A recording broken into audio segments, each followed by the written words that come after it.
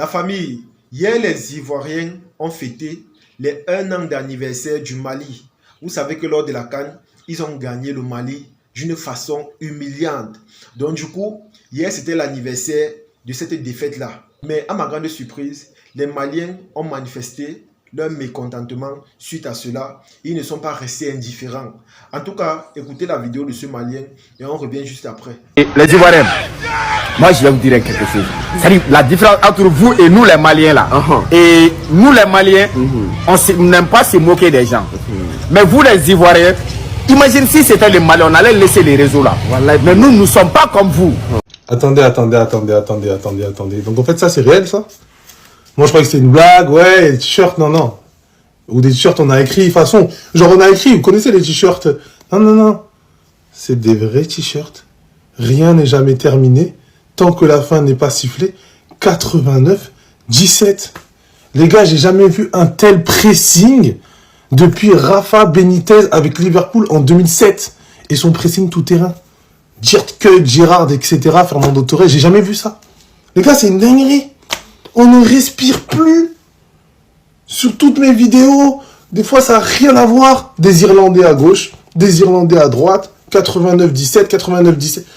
Les gars, il n'y a pas à être amoureux comme ça d'un peuple. Vous nous aimez trop. Stop, c'est un amour toxique. Nous, on veut respirer en fait. Ça suffit. Je sais pas, il y a d'autres idées de t-shirts. 3 étoiles, le coup du marteau, voilà, victoire pour la Côte d'Ivoire, etc. Je sais pas, moi, il y a d'autres t-shirts beaucoup plus logiques que ça, les gars. Lâchez nos vestes. Vous n'avez aucune pitié. Vous n'avez aucune pitié. Ce jour-là, des pères de famille ont pleuré, ont versé des réelles larmes, les gars. Des hommes responsables ont versé des larmes de douleur. Et vous allez faire ça pour les hanter jusqu'à la fin de leur jour, jusqu'au jour où, Inch'Allah, la CAN arrive enfin au Mali. C'est une dinguerie. C'est une dinguerie. Est-ce que vous savez que ça fait 1 an aujourd'hui qu'on a brisé le rêve de tous les Maliens? C'était tellement merveilleux. On a fait dormir tout un peuple très tôt. Oh, je me rappelle de ça comme si c'était hier. Et du suspense, il y avait dans le match ça là. C'était piqué final. Les gars nous menaient jusqu'à la 89e minute. Ballon était déjà fini même et puis le pire, on jouait à 10 contre 11. Et du pays était devenu calme. Pas dit là, les Maliens ont commencé à sourire. Même si terrain là, tu vois les joueurs, ils sont tellement contents. Genre ils vont venir nous faire sortir de notre propre canne. C'est mal nous connaître. Dans même 89e minute la try. On s'en va en prolongation. 10 contre 11 hein. On les allume là-bas encore. Ça dit, dans la vie, si tu vas abandonner, souviens-toi que la Côte d'Ivoire a gagné ce match. Il n'y a pas plus belle leçon de vie que ça là. Maintenant, ce qui me plaît dans tout ça là, ce jour-là, on a assisté au baptême de ce monsieur. C'était l'entraîneur, il a eu problème de cœur en même temps. Et quand ils l'ont baptisé, on verse l'eau glacée si Bibel là, mais ça passe pas. Il n'avait pas vu ça venir. Ça dit, ce match là, c'était la vraie définition de l'expression sortie d'un dos. En tout cas, on prie Dieu, on a qu'à se croiser encore pendant cette canne qui arrive là. C'est que vous nous guettez. Entre nous aussi, si on vous attrape, on va pas vous louper encore. On parle pas beaucoup, rendez-vous à la prochaine canne. Les amis, en voyant cette vidéo, je me rends compte que c'est pas tous les Maliens qui ont le cardio.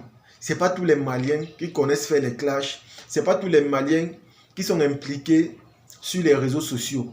J'ai l'impression qu'ils oublient que cette affaire de Mali, Côte d'Ivoire, c'est l'attachement. C'est un peu comme Côte d'Ivoire, Cameroun. Et bizarrement, ils ne se comportent pas comme des Camerounais. Vous allez voir que quand les Ivoiriens commencent à lancer des clashs aux Camerounais, les Camerounais répondent de la même façon. Si par exemple, ils font des clashs au niveau du développement des infrastructures dans l'un des deux pays, ce qui suit vont s'appliquer là-dessus pour se clasher. Mais je ne sais pas pourquoi les Maliens, eux, n'ont pas ce cardio-là de se lancer des clashs. Ils n'ont pas ce cardio de se lancer des pics. Et c'est vraiment dommage parce que quand moi je vois la manière par laquelle ils répondent, je me dis que quand même, il ne faut pas abuser. Parler du développement dit que les Ivoiriens, pour qu'ils ne rentrent pas chez eux tôt, honnêtement, c'est tellement choquant. C'est tellement choquant parce que s'il faut même comparer niveau développement des pays, c'est-à-dire Mali, Côte d'Ivoire, il n'y a pas match. On sait que la Côte d'Ivoire, c'est la référence. On sait que la Côte d'Ivoire, lorsqu'on parle du développement, c'est le pays qui évolue rapidement. Et bientôt, ce pays-là sera similaire à un pays de l'Occident. Parce qu'il y a beaucoup de choses qui s'accomplissent là-bas. Il y a le micro qui viendra bientôt. Il y a la plus grande tour en Afrique centrale et en Afrique de l'Ouest qui sera réalisée en Côte d'Ivoire. Et je pense que d'ici peu, ça sera opérationnel. Il y a tellement de choses là-bas. Tellement de choses. Si même on veut clasher la Côte d'Ivoire, celui qui va faire cela en parlant des infrastructures ou encore du développement, lui-même aura honte. Je dis que lui-même, il aura honte.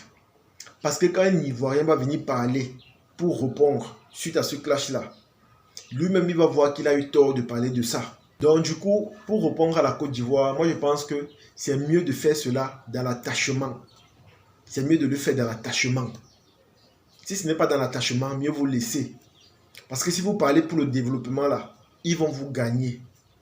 Ils vont vous gagner. Ce qu'ils font chez eux est tellement visible. C'est tellement visible. Je sais que les Maliens sont fâchés du fait que tout le temps, il y a attachement Côte d'Ivoire-Mali. Tout le temps, les Ivoiriens se moquent d'eux. Tout le temps, les Ivoiriens les lancent des pics. Mais sachez que c'est l'attachement. Et ce qui est bien, c'est que ça crée des liens. Vous avez vu par exemple Côte d'Ivoire-Cameroun. C'est vrai, on se lance des pics, on se clash. Mais ce qui est bien, c'est que réellement on s'aime. C'est l'amour entre ces deux pays. Il n'y a pas la division. Quand un Ivoirien vient au Cameroun, on l'aime beaucoup parce qu'on sait qu'il est Ivoirien. Quand un Camerounais part en Côte d'Ivoire, on aime beaucoup ce Camerounais en Côte d'Ivoire parce qu'on sait que c'est la belle famille. Et la preuve, vous allez voir que tout le temps qu'on parle, on dit toujours la belle famille, la belle famille, la belle famille. Ça signifie que hormis les clashs qu'on se fait, il y a d'abord les liens qu'on a pu créer. Il y a beaucoup d'Ivoiriens qui sont mariés avec les Camerounaises. Et c'est comme ça vice-versa. Ils sont tellement nombreux, les amis. Ils sont tellement nombreux. Les gens qui ne connaissent pas comment ça a commencé vont se dire que tout le temps on a des problèmes, tout le temps on se crée des pics et tout. Mais réellement, c'est l'amour total. Et laissez-moi vous dire que la CAN qui va se jouer au Maroc sera très très médiatisée.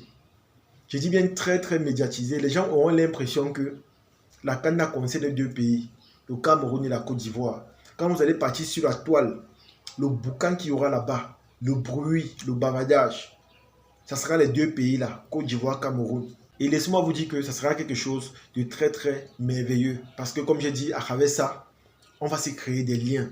À travers ça, on va encore donner plus de visibilité, non seulement au Maroc, mais aussi à nos deux pays. Il y aura beaucoup plus de visibilité qui va venir de là. Les gens ne vont pas s'ennuyer sur la toile. Il y aura du divertissement. Parce que malgré tout ce qu'on peut dire sur les réseaux, mais les gens aiment ça. Parce qu'avec ça, ils ne s'ennuient pas. Les créateurs de contenu ont du contenu à créer à travers ça. Donc c'est quelque chose de gagnant-gagnant. C'est quelque chose qui attire les liens. C'est quelque chose qui crée la familiarité. Donc si vous n'avez pas le cardio parfois pour répondre à la Côte d'Ivoire, là je peux vous comprendre. Mais s'il faut que vous répondez en parlant du développement par exemple, ou encore de quelque chose en Côte d'Ivoire, sachez que même pour ce côté, vous allez perdre. Parce qu'eux vont vous gagner. Je sais de quoi je parle. Parce que quand on parle de niveau de développement, la Côte d'Ivoire, c'est une référence. Les amis, c'est une référence. Donc, cherchez juste les blogueurs ou encore les TikTokers maliens qui ont le cardio, qui ont le répondant pour répondre au pic de la Côte d'Ivoire. Mais si ce sont les no-names qui veulent parler des choses insensées ou encore des choses même qui n'ont pas vérifiées, je pense que c'est là où il y aura problème. C'est dans cette partie-là qu'il y aura problème. Parce que vous aurez l'impression que vous vous défendez, mais au contraire, vous serez plutôt en train de vous humilier. J'ai vu un autre Malien qui parlait de la Côte d'Ivoire, mais dans toute sa vidéo, il insultait seulement. Il insultait. Ce n'est pas ça l'objectif. Quand on parlait d'attachement, ce n'est pas les injures. Et même si on prend les injures, ce n'est pas n'importe quelle injure. Ce n'est pas n'importe quelle. On prend des injures des gens matures, des gens intellectuels, des gens qui réfléchissent. C'est comme ça. C'est pas qu'on prend le père de quelqu'un, on l'insulte, la mère de quelqu'un, on l'insulte et tout, le président, on l'insulte. Non. On doit faire les choses avec respect. On doit montrer que malgré les clashs, nous sommes des gens intellectuels, des gens réfléchis, des gens qui ont fréquenté. C'est comme ça. Parce que nous-mêmes, nous savons que derrière ces clashs, le plus important, c'est l'attachement que nous créons. Le plus important, ce sont les liens que nous créons avec cela. Nous sommes conscients de cela. Raison pour laquelle il y a des choses qu'on ne dit pas, il y a des choses qu'on ne fait pas, il y a des limites dans tout ce qu'on peut faire à travers ces clashs. Et comme je vous ai dit, les liens que nous créons sont les plus importants. Parce qu'il y a beaucoup de Maliens en Côte d'Ivoire, il y a beaucoup de Maliens même ici au Cameroun. La plupart des Maliens ont des boutiques. Ils vendent très bien, ils s'en sortent très bien. Et moi, je sais que ce sont des gens très très gentils parce que la plupart d'entre eux que j'ai côtoyés sont très aimables, sont très gentils et ce sont des gens doux. ils ne cherchent pas des problèmes. Alors, faisons les clashs dans le respect et dans la courtoisie. C'est de ça qu'il s'agit. En tout cas, les amis, c'est ici que se termine la vidéo. J'espère que vous avez aimé. J'espère que vous avez apprécié. Partagez la vidéo au maximum et on se dit à la prochaine. Ciao.